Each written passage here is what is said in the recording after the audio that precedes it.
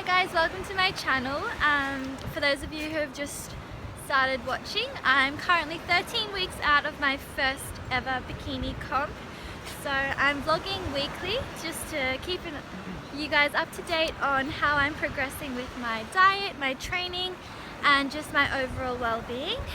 So I'm here today at Currumbin Dog Beach walking my beautiful little Malamute, Miska. Like I said, I'm currently 13 weeks out, and this week has been not as hard as last week, but still a little bit difficult following my successful completion of my first ever half marathon. So on Sunday I managed to finish the half marathon without walking, which was my goal. Lucy and I were both really impressed with how we went, and yeah, really happy overall. So we ended up finishing about 20 minutes earlier than we anticipated, so we did it in under 2 hours, which was a huge feat for us. Originally I was planning on never really doing it again, but now that we've done our first and we realized how easy it actually was, we're already planning to do our next one next year. Hopefully next time we'll be able to do it in about 1 hour 45, and we might actually train a little bit more next year as well, so we'll see how that goes.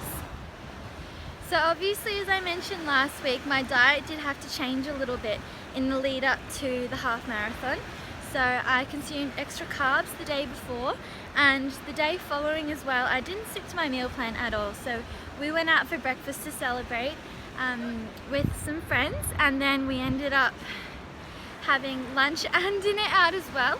I didn't go too far overboard and I didn't binge by any means. I just didn't stick to my plan.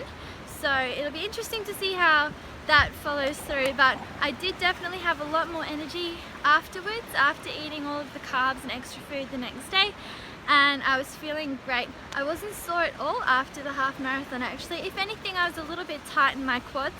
That was about it, and a lot of blisters. So the blisters really restricted me a little bit with my exercise this week, so I didn't really get as much cardio done as planned, but I also think that my body needed a bit of a rest, so that's no problem at all. I managed to get to the gym 4 times, obviously having a rest day the day after and then one midweek as well.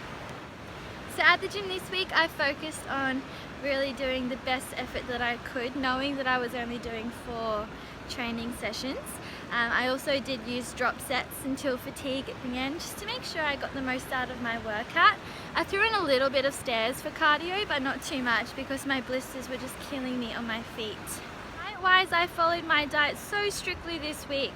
I didn't see too much of a change on the scales. I'm sitting around 62-63 kilos, so gradually just dropping around 0.5 of a kilo each week, which was our goal set by the dietitian. It's really hard when you are monitoring day by day. Now, I'm doing it because I'm graphing my whole progress, but I would never suggest to patients that they do weigh themselves daily, because it can be quite demotivating when you're seeing the fluctuations so much. Like I mentioned earlier as well, it was quite difficult energy-wise this week. Now that was purely just because I had a lot on.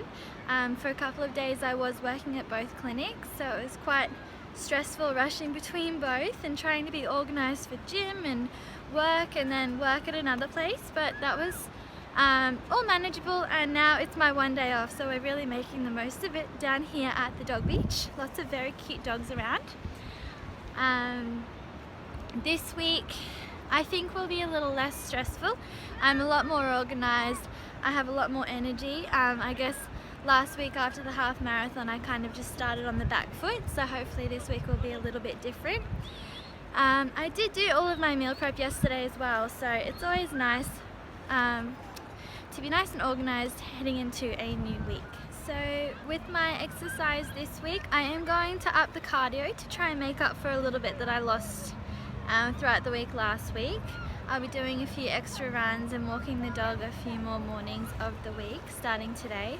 So this morning I got up nice and early and took the dog for a walk, and they've now found an island. So I took the dog for a walk this morning, and then met up with my friend for a coffee, got a good workout done, cleaned the house, and yeah, now we're here. So this week, like I said, I'm focusing a lot more on a little bit of extra cardio, and I'm also going to add in some plyometric exercises to superset my strength. So I started that one today. It felt really good to be doing, and yeah, again, I just feel like I'm getting that little bit more out of my workout. Work-wise, I'm at Chevron tomorrow and Friday. I'll be working at Headspace, which is a youth mental health clinic. So there I write exercise programs, and I do a fair bit of musculoskeletal physiotherapy as well, for youth between the ages of 12 and 25 who are suffering from comorbid mental illness. Mental health is a really important aspect of physiotherapy for me, so I do my honours in it as well, and I'm really privileged to be able to work with such a great organisation. And so yeah, that's Thursday, and then the rest of the week I will be at ACE. We're already quite busy, and yeah, really looking forward to the week ahead.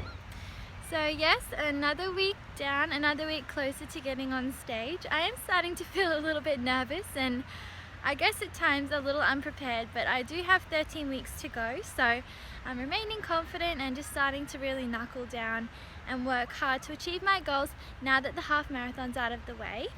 I do just want to give a quick shout out to Brendan and his awesome team at Athlete's Foot Pack Fair for helping me or equipping me with the best running shoes for me for the half marathon. So the Brooks Ravenna is what I ran in, and I couldn't recommend them higher.